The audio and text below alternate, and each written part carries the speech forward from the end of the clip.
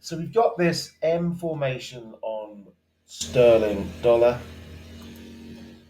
and these are reversion patterns. So you tend to see the price move back in to test the neckline of the formation, this being the neckline here,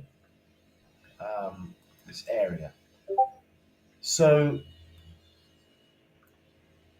whether this can continue lower for the time being, um, I would say there's a high probability that it will. That's a very bearish candle, and you tend to see a continuation of that. So this being today's candle, can push a bit lower. If we move down to the hourly chart, the price is on the backside of this trend line. So long as it stays below it, the bias is bearish. It's moving into support currently. It's already tapped into here. Pretty strong rejection, but we're moving back in. Um, the bias is bearish. That's all I can say. While being on this backside of the trend line, and you anticipate a continuation. Although this is support, so trying to sell at the lows is never really a favorable thing to be doing. You're at the lows already, pretty much. Um, so a move back inside is also tricky because you could have a scenario where we could break out of that and start building a bullish bias for a move back into um, this area.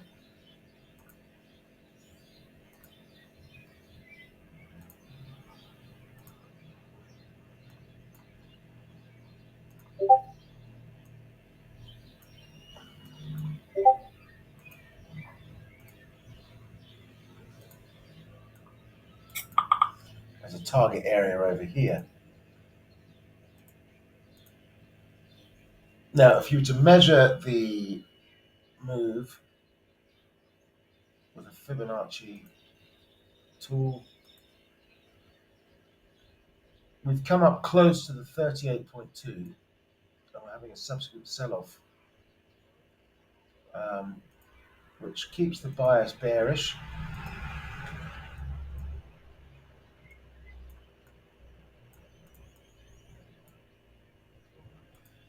If we were to measure the correction from here to here on the Fibonacci tool, the high to the low, I like to use this. Let's just get rid of that. I like to use the minus 272, and that is proving as support. Again, so tricky one. I personally wouldn't be involved in this. I mean, it can quite easily continue lower, um, but there might be better opportunities elsewhere. Um, we're at support. Yes, we're on the backside of the trend, but selling at support is treacherous. It can quite easily move back up. But longer term, what I'd be looking for is a move back into the M formation. We are breaking the trend line. The bias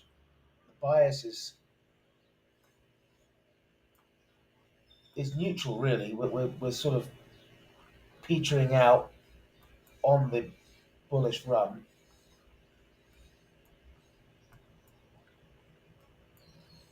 Now, if we were to see a deceleration at some point of this bearish move, I'd be looking for opportunities to buy the market